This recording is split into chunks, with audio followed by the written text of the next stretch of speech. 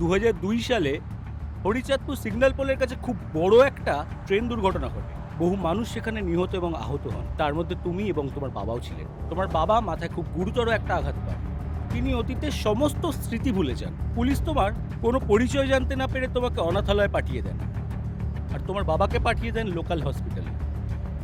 সেই হসপিটালের নার্স ছিলেন আমার মা। ট্রিটমেন্টের পর জানা যায় তোমার বাবা অতীতের সমস্ত স্মৃতি ভুলে গেছে, আর সেই সুযোগের সদ্ব্যবহার করেন আমার মা। তোমার মা? হ্যাঁ, আমার মা। কিভাবে? কারণ ওই ঘটনার 3 বছর আগে আমার বাবা মারা গেল। তোমার বাবার হাতের ওই সোনার আংটিগুলো দেখে আমার মা একটা বিশাল বড় অপরচুনিটি পেয়ে যান। আর কেনই বা অপরচুনিটি ছাড়বেন? কোনো স্বামীহারা সিঙ্গেল মাদার যদি এত বড় একটা অবলম্বন পেয়ে যান, তাহলে কেনই বা তিনি আঁকড়ে ধরবেন না? কিন্তু ব্যাপারটা হলো, সেই অপরচুনিটি নিতে গিয়ে কখন যে নিজের সন্তানকেই লাথি মেরে দূরে সরিয়ে দিয়েছেন